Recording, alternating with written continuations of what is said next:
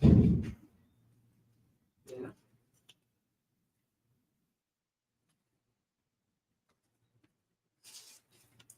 night, everyone, and welcome to the second episode of NDP's Night Talks, where we discuss a number of issues affecting the Vincentian public.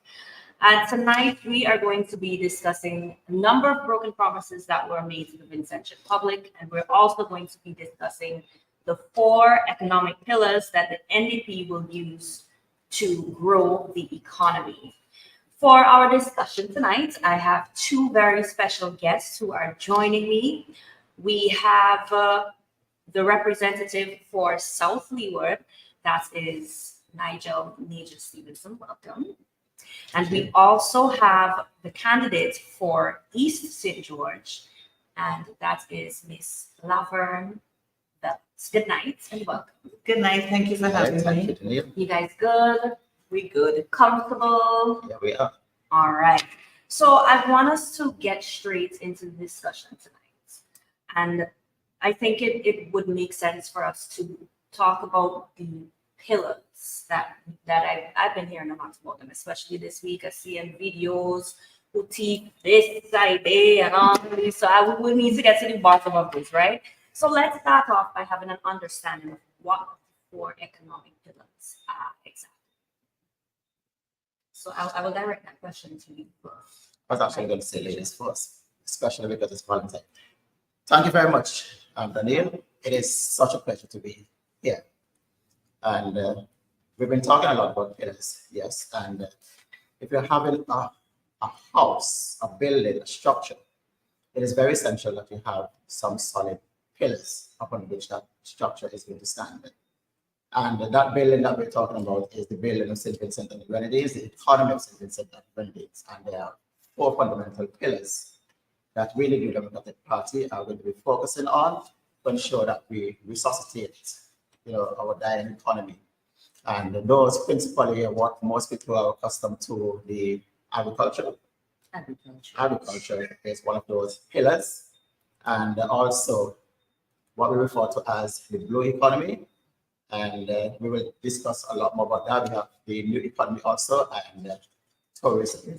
These are the pillars upon which our economy is going to be built. Okay, so let's talk about you named them.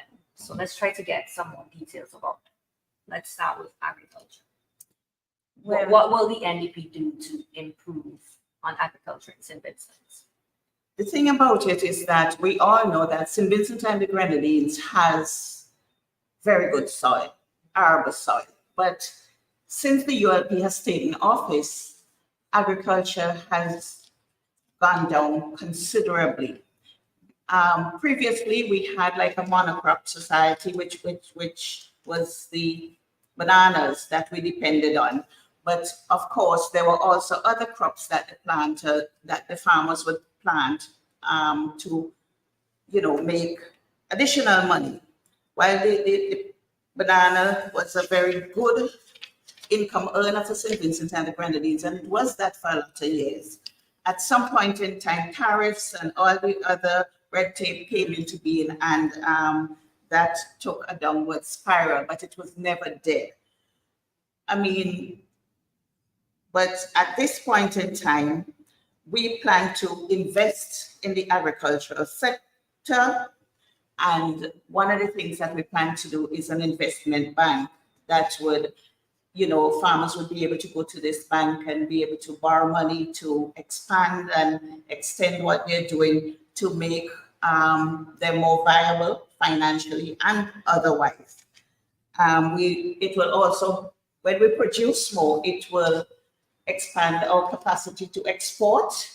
And with the international airports, we have to utilize it better for our purposes so that we can grow our economy.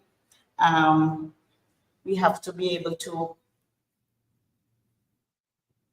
try to counteract the incidences of predial larceny, because predial larceny is a big problem in St. Vincent and the Grenadines. The farmers are crying out, and they toil and they invest only for somebody to just step in and reap their produce. And that is not good enough. We need laws, more stringent laws that will, assist our farmers in getting justice when they are victims of predial larceny. Would you like to come in here? Yes, I am in total agreement with you, Laverne. I mean, it is very discouraging for farmers. I mean, one of the main deterrents of farming, as I knew it when I was growing up, is the absence of a market. And farmers now have to be wondering where this market is going to come from. And not just that, even before they are able to reap their crops, there are other people who are there to reap that for them, which is really a non-starter for farmers. And that is one of the reasons why the farmers are so discouraged that this government has done pretty much nothing, next to nothing, to assist them and to encourage them and to assure them and reassure them that whatever they plant, one, there's going to be a market, and two, there will be total protection for those crops. They've been very soft, and those thieves, let me call it bluntly, who are actually going No there problem. and Call it like it is. Yeah.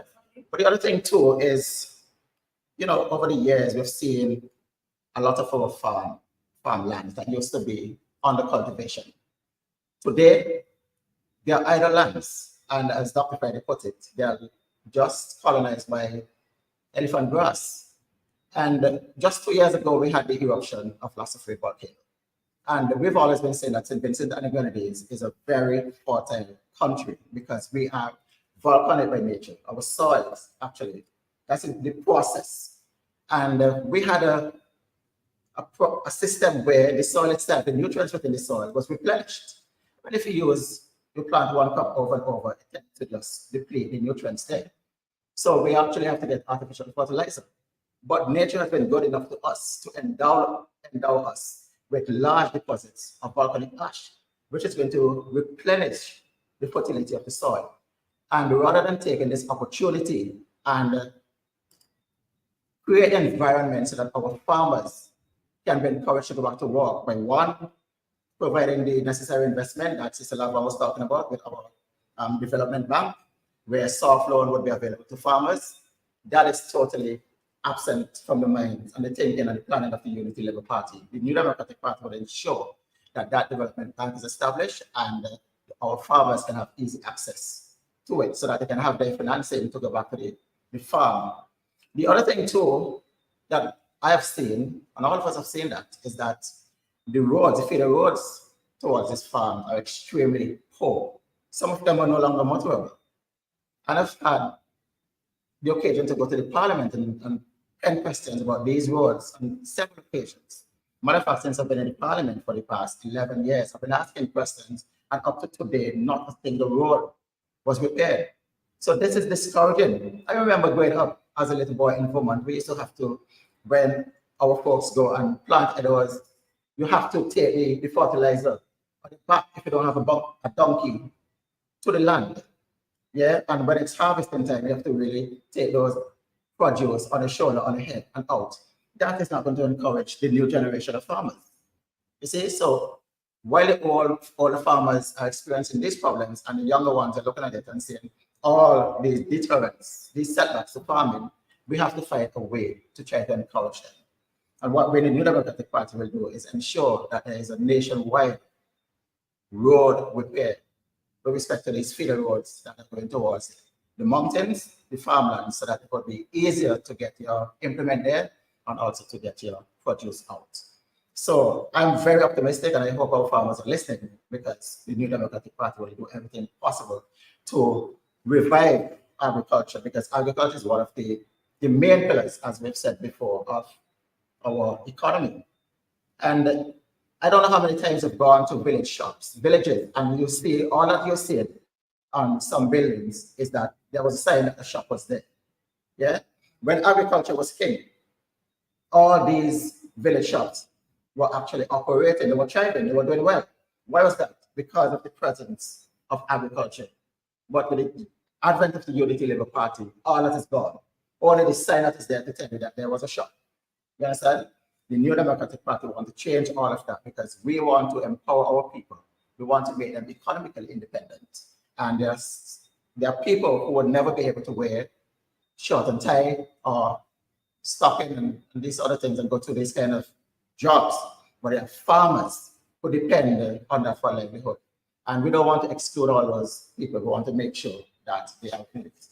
And one of the things that we're going to do, one of the innovations that we're going to do is, Daniel, the implementation of what we call hydroponic farming. Yeah, because most of the farming that we know is soil farming. You plant something in the soil. But we're going to have this initiative where you don't have to have soil to plant. You're actually going to have a system of hydroponic that is water-based farming. So you don't have to be weeding your crops. You don't have to be worrying about pests that live within the soil or those sorts of things. Yeah. And the older people, you know, people who retire now, I see them going into flowers, planting flowers and so on, and having some sort of satisfaction from doing so. Yeah. But just looking at what they grow. But they would have something else to smile about when we introduce hydroponic farming, because even the senior citizens would be able to do that, and that is really more suited for vegetable production. And you see what is happening today with respect to standards that is going to open here very soon, where the farmers have been excluded. The New Democratic Party will change all of that, because any form of development must start with the native of the people and the farmers particularly. One of the things that was very present under the last NDP administration was the marketing corporation that sourced markets for our farmers. And we need to get an organization, a body like that back in place, because what the farmers get now for their produce is almost more than it actually is, less than it costs to produce that product. It's like the dance can't pay for the light. And agriculture is very hard work. It is. So there It's has manual to be labor. And I think that with a lot of these ideas, it's going to inspire a lot of younger persons to actually get involved in agriculture. I think some of the challenges that you're mentioning here will actually dissuade them and discourage them more than anything else. There's something I wanted to mention too. We actually have a problem in St. Vincent and the Grenadines with our citrus. You seldom see citrus fruits these days. You could hardly find a lime in the market. You would find lemons, you wouldn't find limes. Our citrus fruit have been riddled with some kind of disease, and nobody seems to be taking it seriously, and nobody's doing anything about it. We have a Ministry of Agriculture. What did they get? $500 million? And they have done absolutely nothing to our citrus. Citrus is something that it has properties, health properties, vitamins, all of that. You know, somebody catch a cold, they drink a little strong one with some lime and they feel better. It's probably all in the mind, but it makes them feel good. But, you know, we have to look at these things because it's important to us. Even for local use, not even only for export, but for local use. And you know, just before we move on, Daniel, we noticed that there is a port being built, and very often we put in the cart before the horse. If you're going to have a port, I want to understand, because where I'm living just over the Camden Park port, and I see on a daily basis containers coming off these container boats. But what I do not see is containers from St. Vincent and the Grenadines being loaded onto those boats full with produce. The only time I see a container entering those boats is when the boat comes back for the empty containers. Yeah. So with agriculture, we want to make sure that we have a system of export. We want our country to be an export-driven country, because when you look at the trade deficit and you look at how much money we're spending on importation of goods, you know, and very little is going out. It's a crying shame, because we can do so much and export so much. So that port that is being built there, as Dr. Freddy said, we will make it work. We will make sure that it's not just a one-way process where goods are coming into the country. There's an influx, but we must have an outflow as well. And when that happens, it means that it's going to empower people. We're going to be doing better. then we'll put all the infrastructure in place to facilitate that. I want us to move on to the blue economy because I think the fisher folk as well, I don't know how they're making it. I really, really, really don't know. So I want to hear more about the plans of the NDP to assist with the blue economy. The blue economy is very important. Fish is very important to for consumption. You know, we have a hotel industry. The people come here, they choose fish over any other main course, and it is very important. Now, our fishermen have traditionally relied on, I don't know how they do it, but they could stay on shore and tell you the fish is there, and then they'll go out and they'll fish. But we have to upgrade that. We have to add some technology to it so that they can identify where the fish really is at, so that they wouldn't go out and just bring in 100 pounds of fish. You know, they would bring in enough to sell and enough to take home and enough so that they could start the next day by, you know, putting back fuel in their engines and things like that. But we also need to equip our fishermen, all of them, with kits, safety kits. And I've heard Daniel Cummins, as the Shadow Minister for Health, speak about this all the time. And he also is the MP for West Kingston, and Bottomtown is the fishing community. So he was always very vocal on the fact that they need these safety kits to help them, the radios, the gear, and everything like that. Apparently, we receive them, but we hand them out on a piecemeal kind of basis. We're not taking care of everybody. We need to do that. Everything should be all inclusive. It's one country, one St. Vincent and the Grenadines. I mean, a fisherman in any village is a fisherman. He adds value to our country. So as such, he should be treated with value too. Yes. Yeah, fishing is so important. And that is why we are focusing on the blue economy. As it is today, there is something that's called a Ministry of Agriculture and Fisheries. And it would appear as though fisheries is just a desk within the Ministry of Agriculture. So what we're going to be doing is to have a separate ministry, okay? So fishing would have its own ministries. So there is a minister with responsibility for fishing, yeah, who will focus entirely on how we can improve the methods of fishing and how best we can facilitate these fishermen to improve and transition from this traditional method of fishing. Because the way they've been fishing is that, you know, instead of we've been going to Sunday school, Peter was a fisherman fishing in the river and he's still fishing the same way, casting a net, yeah?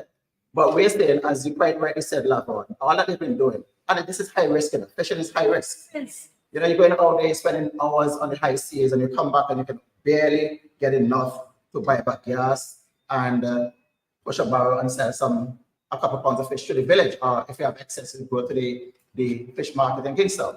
And then the routine continues the next day. I've heard fishermen telling me that they've made journeys to fish.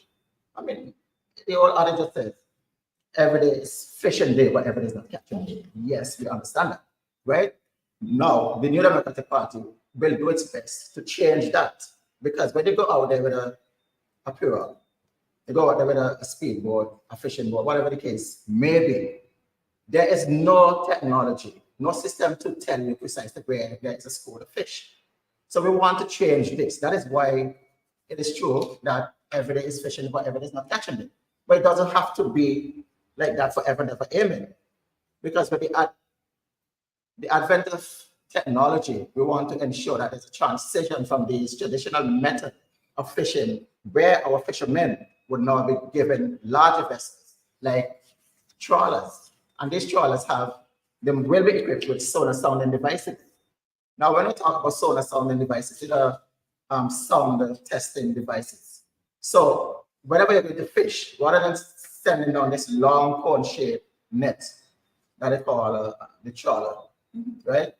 What you're going to do, you have your equipment, and whenever you're approaching a school of fish, then you send down your net. So this is the kind of technology that we want to implement, and we want to see our fishermen, our fisher folk, because there are a number of women involved in it too. Yeah, make a decent living from fishing. I mean, it is no different from any other aspect of the economy. Whatever your vocation is, the fisherman is no lesser important. You see, they're very important to us, because where are we going to get this protein diet that they're telling us, keep off the red meat, and we're focusing on fish and these sort of things. They are very important, and they can actually make a difference. They can make a living for themselves, make a living for their family. And the New Democratic Party want to make sure that the fishing communities that we know today become what we call blue economies. I mean, blue communities, sorry. Okay, and the blue community simply means that this is a community that you will see the improvement of the community in terms of its physical appearance, and also the economic status of these people will be reflected. Everybody will be able to say, well, this is a transformation because of fishing. So we now have blue communities because of the blue economy. And we definitely would make sure that there is accessibility to financing. And I want to tell you this, we've gone to the beaches, the fishing communities, and speak with fishermen, and all the boasts that this government have been boasting in Parliament about making it easy for fishermen to access financing and so on to improve their fishing fleet. The fishermen told us in non-certain terms that they, trying to access a loan is even more difficult than going out there and catch 100-pound fish on a line. So this is where the development bank comes into play, because that is going to it's going to create an ease with which they can access money once they meet the criteria. And I'm sure we would make it easier for them, because we want the fishing industry to grow. We want it to become a viable industry. We want to explore markets in other Caribbean islands. I know we had arrangements with Martinique and Guadeloupe that for some reason we lost.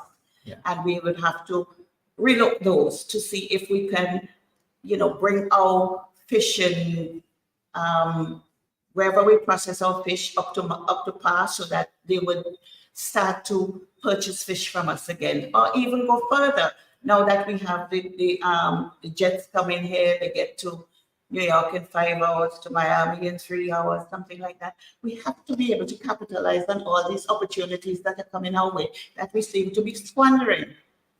There's no doubt at all that even people within the government are saying to the fishermen, I'm saying to the public by and large, that we know that you will be able to repay the loan. But do you know that they've told some fishermen, when they've gone to these agencies to get financing, they're telling them, you have to mortgage your house, bring your deed. So if you're so certain that the fishing is going to improve so much, that the catch is going to be so consistent and so large that fisher folk will be able to repay it, why are you setting up such a great barrier? But I think I know why. Because what the government has done now, while they say that they're going to improve the fishing fleet, they are not leaving that up to the fishermen. They want to have a direct say in it. So rather than providing the financing for them and then the fishermen source their own investment and all of that, if they want government assistance to go to level 5, what are they going to Cuba? So the Cubans will build a boat, and then you have to come now and negotiate with the government to get one of these boats. The government must stay out of that completely, just facilitate the process whereby fishermen can have the financing and go out there and do the It's one of the things we're going to encourage too, is that the fishermen band themselves into a proper organization where they can manage their own business. Don't always depend on a government to hand down directives to you and spoon feed you. It's what you want to do. It's what you make your living from. You know this industry better than the technocrats. So have a say. let the fishermen have a say or have all the say. You could provide technical support and guidance, but they must have a say in their industry. Then let me just quickly, in maybe about a couple of seconds. You see, the blue economy is just not all about just fishing. There are some other spill-off from fishing. For example, when we talked about, if you notice on my Facebook page, I'm saying that we can create 250 jobs in Clare Valley. When I talk about Clare Valley, I'm talking about all the fishing communities within the constituency, but Clare Valley would actually be the hub. Now, when you go out there and fish, you need to have a place where you're going to land your fish. And there's just this building in Clare Valley that was intended to be a fisheries building to store your fish and so on. We'll probably talk about that later. But that, since it was built by the New Democratic Party, abandoned, it was never used by the Unity Labour Party. That shows that they were never interested in fishing. You see, what we have now, literally 2 lunatics living is a hotel for lunatics. Yeah, that's how it is. That's how they've been treating our people. But when the fish come in, there are people who have to weigh them, people who have to sort them, people who have to clean them, people have to package them, all these areas, precisely, so that people can gain employment. And not just that. When you're going to sell the fish, there has to be people involved in marketing, people involved in accounting. So a lot of people can be employed, and very, very good jobs and good paying jobs can be accessed or can be attained from the blue economy. What are some other projects that I want to say started, but it wasn't started, were sold to Vincentians to help improve the blue economy? Because I know that what happened with the Otley Horn Marina, what is the status on these things? Yeah, the Otley Horn Marina was just left to rot, as far as I can see. It was never, and it was a viable business, eh? I can tell you that. It was a viable business. I think you have boats in the Grenadines now that are waiting to go and dry dock in Trinidad because the Otley Horn Marina is no longer functional. Why should we have to go through that? I mean, Otley Hall had a ready market. Yachts used to go and dry dock there. What other islands used to send their boats over here to be cleaned and whatever else they had to do to them. But all of a sudden, we put down this very expensive project in Otley Hall. But because it was an NDP project, it was just left. Okay. Just go to nothing. What kind of government does that? And every year you put in the budget something about Otley Hall, but nothing is ever done. It's just lip service they pay to it. It's a great shame, actually. It is a when shame. you see the thought that was actually put in to the establishment of that facility. That's pretty much everything. So you come in with a boat and there's a supermarket there for you to do your shopping. You don't have to go anywhere. Yeah, you get your There is a living quarter right there for you. There's a machine shop right there. You don't have to go anywhere. It was properly conceived. But yes, it was a New Democratic Party project and it must be left to rot. I've been in a position before I became an MP. And I've been directly involved in speaking with board captains because before this political life of mine, and somewhere between teaching and politics, I actually worked in a law firm that my family had. And when you come in to bring a boat here, there's some legal requirements. And I was privy to some of these things. And I can tell you that there were many, many times when these captains would come to us and they had to wait so long before they actually get an appointment to get their boat docked into their home because it was working. The It demand was was very great. busy. Precisely. And why they would just leave it to rot, I don't know. It's beyond me. You know, it's a criminal act on the part of this government. The New Democratic Party will make sure that we invest heavily in that because there's so many skilled jobs, high paying jobs, quality jobs that Vincentians can actually have. I mean, I see a lot of people who are doing well and all of that, knocking about, looking for jobs. They could be over there. Of course. Carpenters, machinists, they can be there. But this Unity Labour Party is not concerned about that. Matter of fact, you know what they did? Give one of their cronies the facility. And what did he do with the facility? Use it as an area where they can actually get scrap metal. So everything that look as though it ain't good, although it is good but just left idle, they cut them up and they sell them. You understand? And the crony did not pay a single month rent, but made in excess of $1 million from it. The question is who got the money. So you leave it to rotten. Vincentians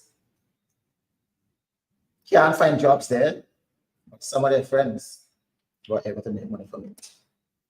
That's how it goes. That's interesting. And there are some fishery complexes that I don't know if they started building them.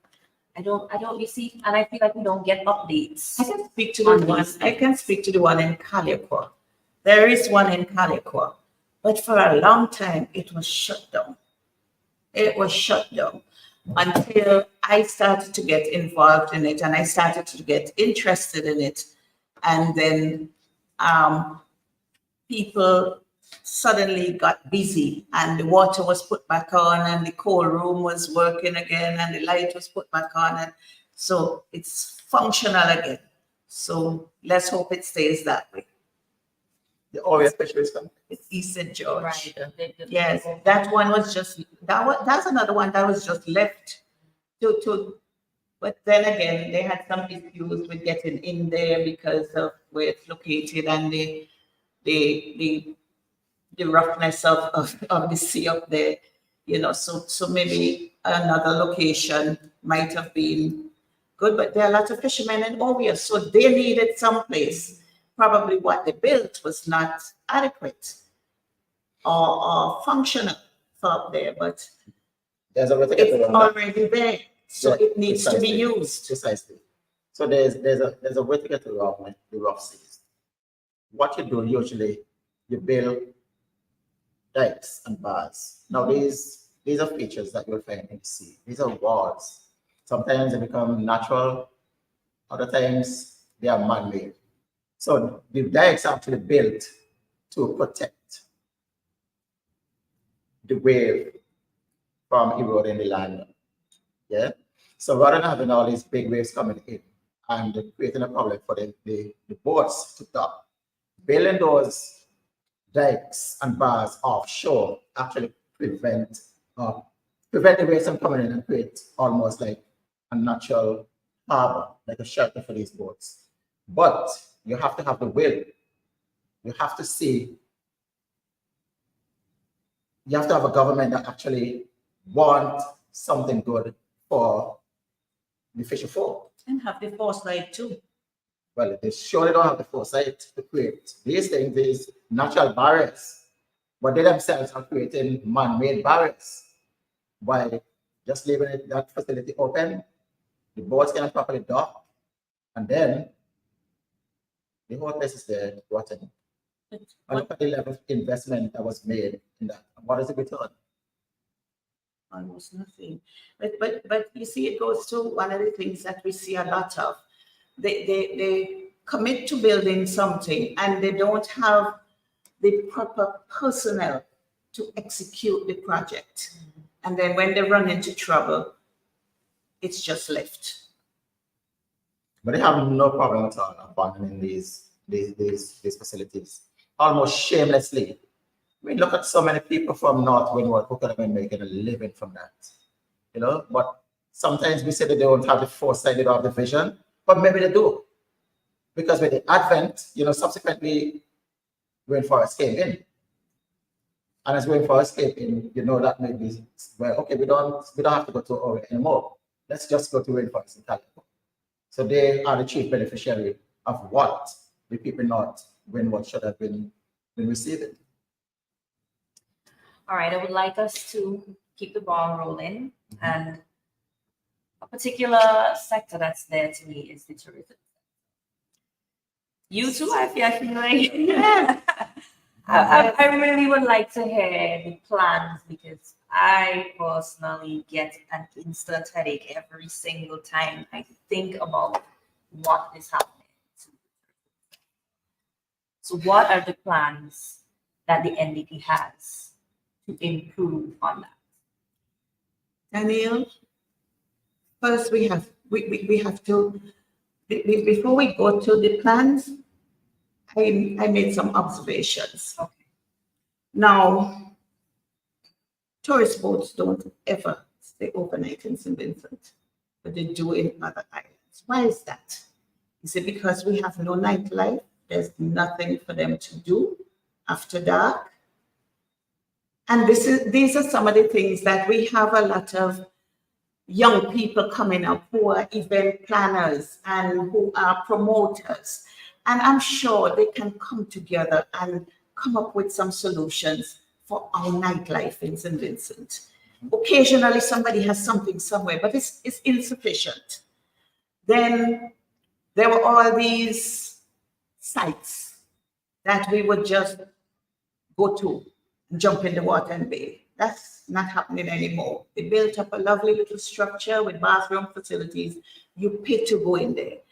But they didn't think that they should be maintaining them to any degree that, people would keep going to them. So every now and again you hear this place is closed and that place is closed, like Montreal Gardens. I don't know that it's closed, but I don't think that the tour buses even venture up there that often anymore because of the state of the road. Infrastructure is poor.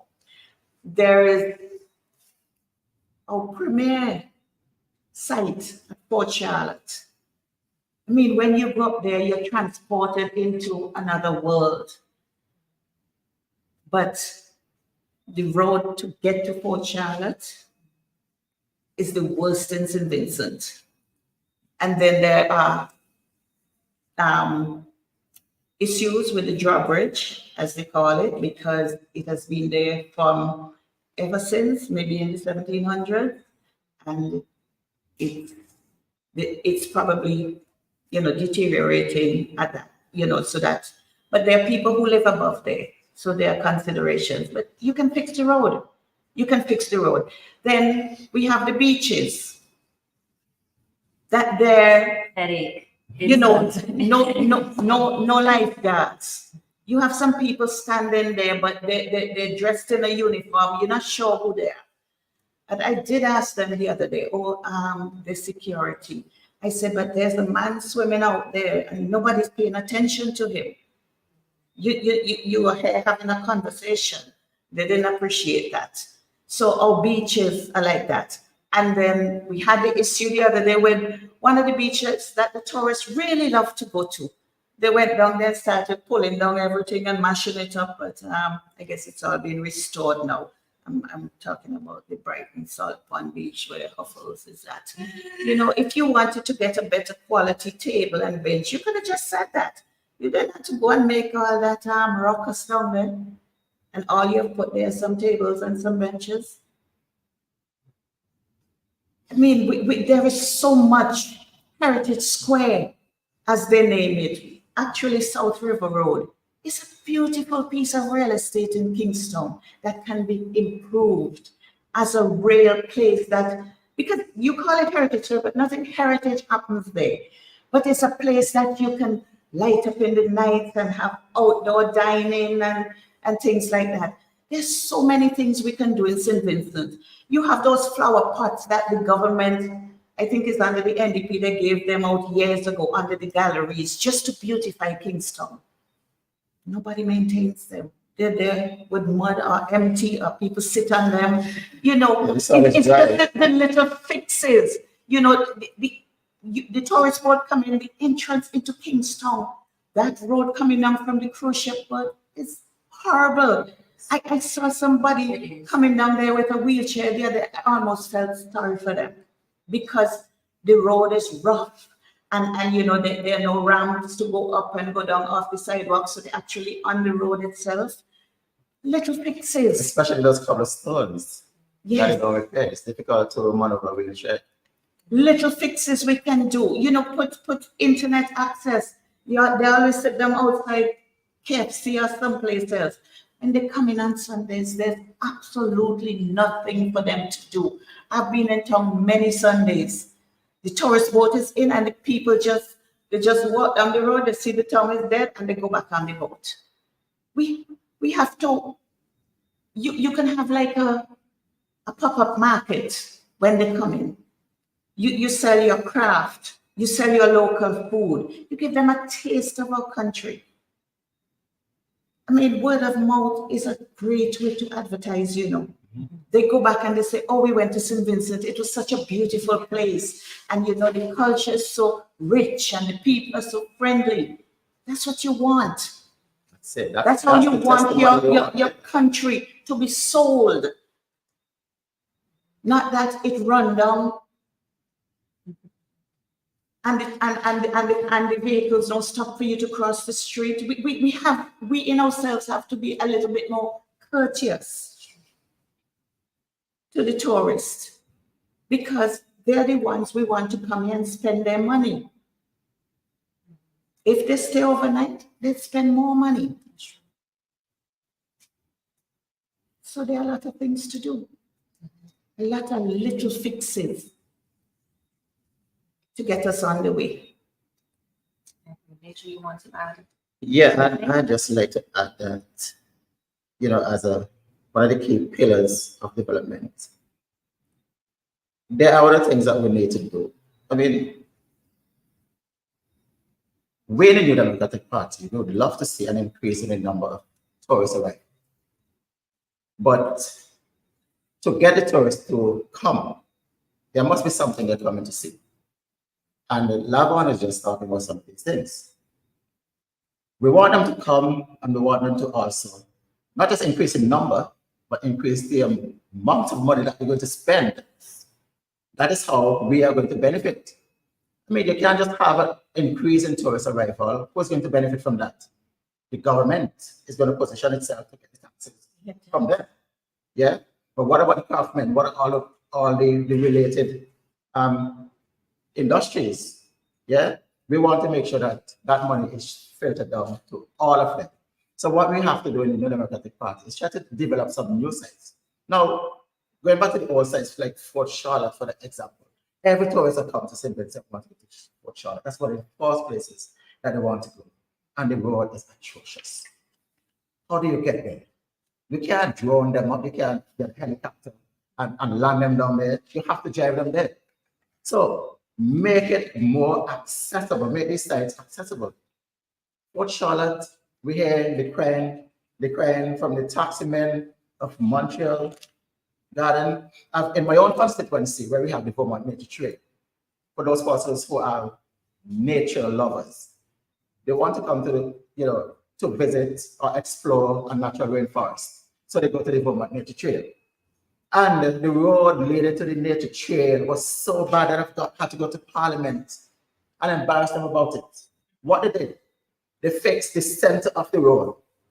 So the entrance is bad. The center of the road is good. And the end of the road, before you get to the nature trail, is bad. Yeah, so I don't know what they're thinking. But what we were doing in the Democratic Party is make sure that those roads are maintained, the tourism sites are also maintained, but they also have to be in other ways to get them to come to St. Vincent and the Grenadines. And one of the things that we want to do is to focus a lot on the ecotourism aspect. Now, a lot of people here, we talk about ecotourism or ecology and ecosystem and all of these things. When you talk about an ecosystem, you're simply talking about a community of plants, animals, and organisms. That's where they do it, right? So you may have different ecosystems. For example, you go to the Vermont Nature Trail, you have a community of plants, you have the native animals there, and also the organisms. That is an ecosystem. So we want to encourage a lot of these tourists, as I've said before, who are nature lovers, to come to these sites. And a lot of these sites, we have quite a number of rainforests in our country. We can develop trails, get proper roads to take tourists there, and they will come. Well, not just that. I mean, South Leeward, to my mind, is under a Dr. Fred SVG. South Leeward would be a microcosm of the other constituencies. So what you see in South Leeward will obtain in the other constituencies. And I want to give you an example of what we plan to do to get the tourists to come. There's a place that they call Miami Beach. Well, Miami, everybody say, boy, Miami is in North America, is in Florida somewhere. But Kittels Bay, a lot of people go to Kittels Bay. And these days, the beach is also full with tourists. One of the things that we would do is build a boardwalk and build some local amenities there so that local people can actually go and sell local produce to these tourists. That's one of the things, so that we can encourage them to come there. But going back to the ecotourism, we are going to build a road for some that will link Vermont with Sharps, Shatterville, right? That some people might want to say is a real cross-country road. Because when you go to Vermont, you're actually accessing Layou. You're going into Layou, which is central Leeward. You're going into a mountain that's called Hermitage Mountain, which is in the back of Spring Village, and then you're exiting in Sharps in Shatterville. But while we're doing that, opening these roads and opened up virgin agricultural lands and so on, one of the things that we want to establish is a sanctuary village. Now, what do I mean by a sanctuary village? A lot of people are accustomed to the city, all the noise going on there. That's a way of life for them. But not everybody wants to continuously live in that kind of environment. So there are times when you want some solace and you want to get out of the city. And there's some tourists like that in that particular category. They are accustomed to this big city life and so on. They want to go into an area of peace and quiet. So in that area where we're going to open up these lands, we're going to build a sanctuary village so that tourists can go there. And you asked the question before, why is it that our tourists don't spend overnight? That is one of the things that will encourage them to spend not just one night, not just 2 nights, for as long as they want, because there are these huts that will be built there, and they can actually go there and rent them and stay for as long as they want. And we're going to make sure that there are amenities which are built within that facility to encourage them and to entertain them. These are the things that we want to have done. And this is the vision of the New Democratic Party. This is St. Vincent and the Grenadines under Godwin Friday as Prime Minister. It's exciting. If we see that happening, if we hear any talks of this happening anytime soon.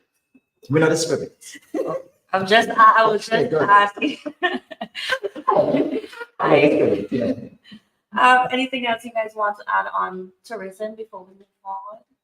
It's just that we have a lot of fruits in St. Vincent that we can experiment with to make all kinds of concoctions, so that, people could come and just get this fresh and fruity. Because when you're in North America, everything you buy has come from some place and is sprayed with some kind of some chemical. Yeah. So down here you get all the natural stuff. And, we just need to be able to train our people so that they can become entrepreneurs. They package their things properly, they label it properly, so that because these people like to read. They want to know what's in everything.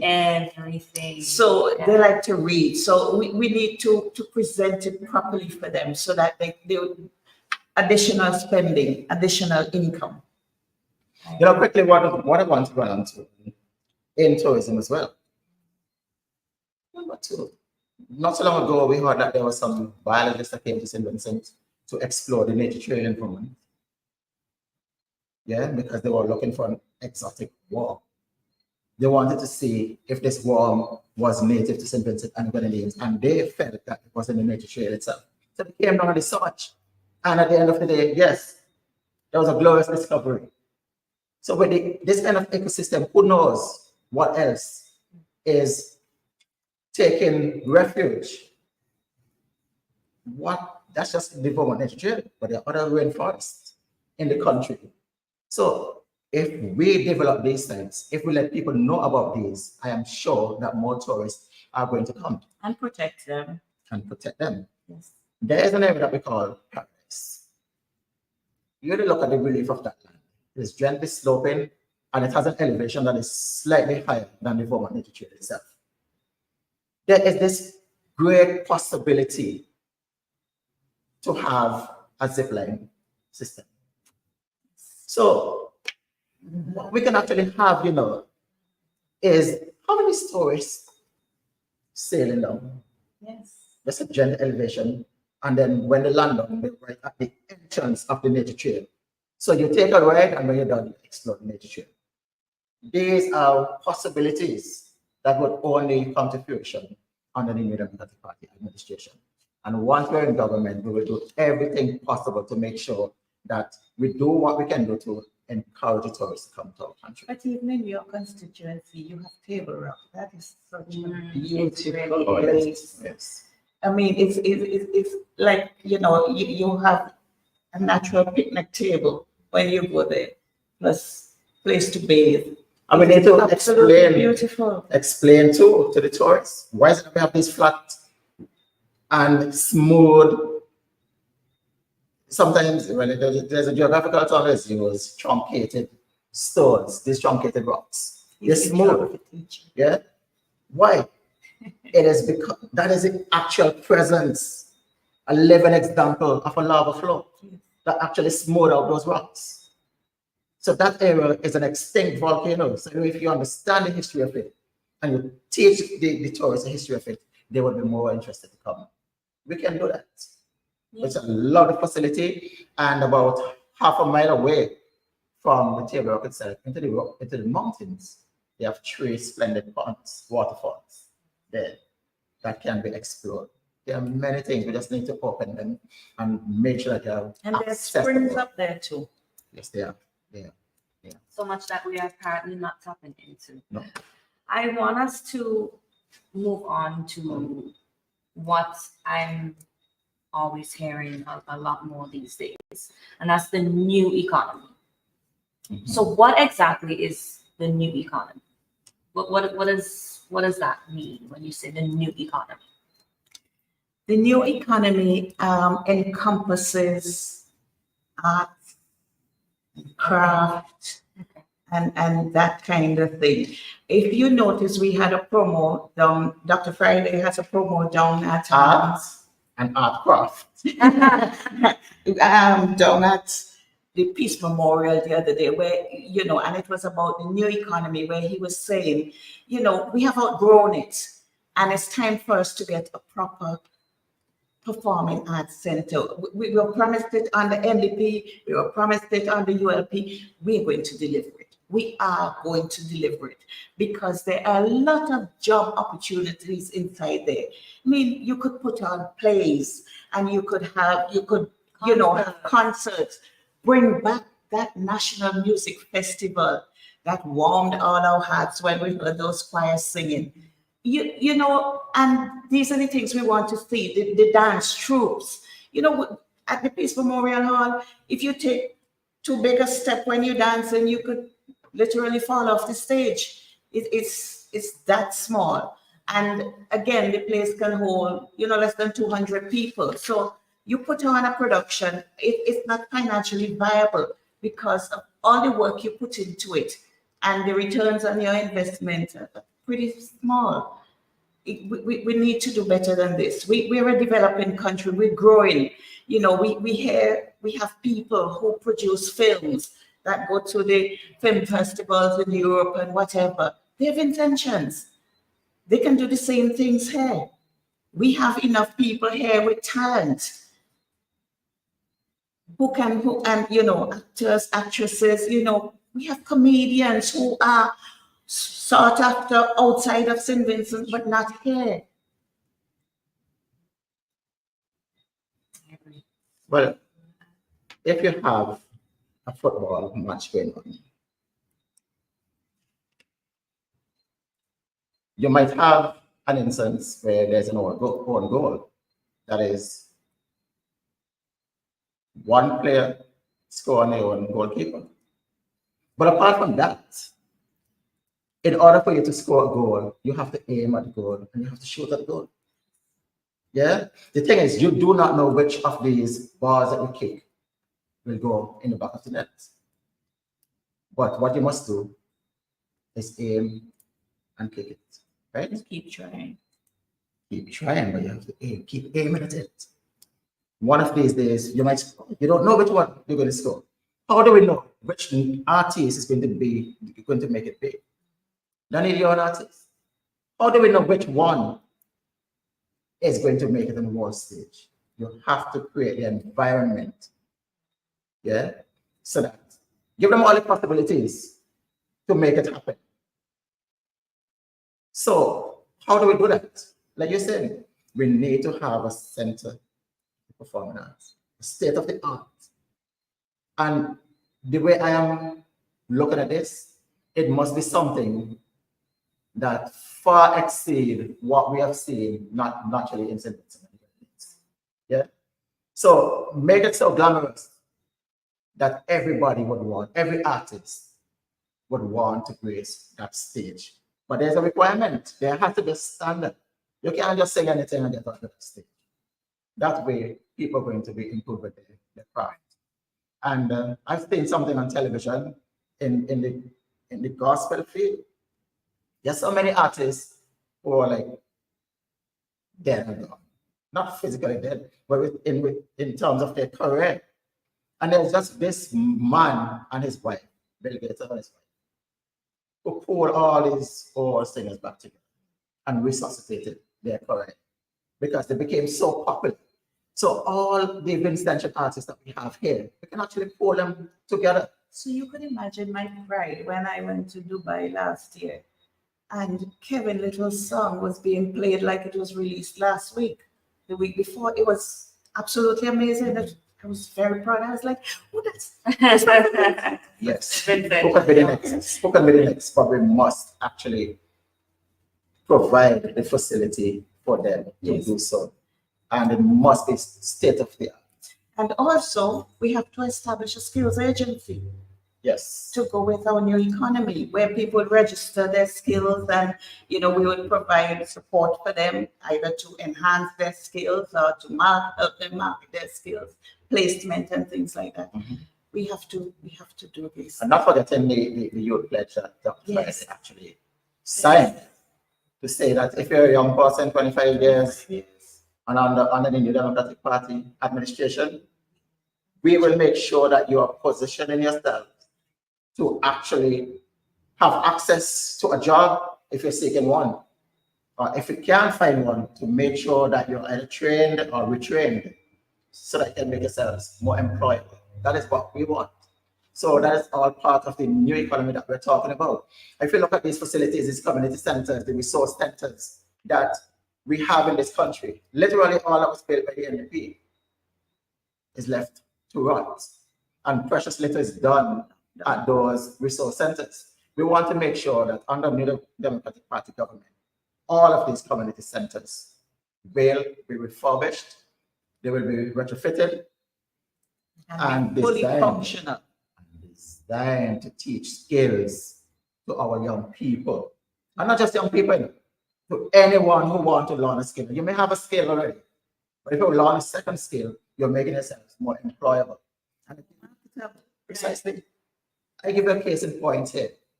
I went to Dubai and I did a video on a center. There's really a community center in Dubai. Right now, it looks like a rainforest. Trees are growing out of it. You have a lot of vines all over it. Yeah. So I've gone there and did a video on it.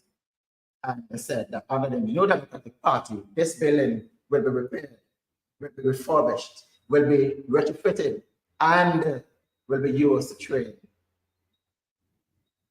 people so that they can acquire a skill. You know, one person reached out to me, a Stephenson and Laverne in England, reached out to me and said, I saw your video. I've been involved in furniture, making furniture in England. And he, they are upgrading their machinery and so on. But he has something that I can literally turn any piece of wood into a work of art. Yeah. And he has said to me that I'm going to give you all of these the day you win. The day NDP win the election, I'm going to set all of this for you. So we're not just talking, but we are ready. We're going to hit the ground running. And I am making note of all of these things that you guys Please said, do. especially some more than the other. Please do. You're going to hold us responsible. I am certainly going to, because a lot of these ideas got me excited, and I know a lot of our viewers feel the same way. I wish we had more time to continue our chat, but I want to say thank you so much for being here. Thank you so much to the viewers as well. Happy Valentine's Day. We didn't say Happy Valentine's Happy Valentine's Day. We hope you guys had a great time, and we're looking forward to having you with us for our next episode. Have a good night.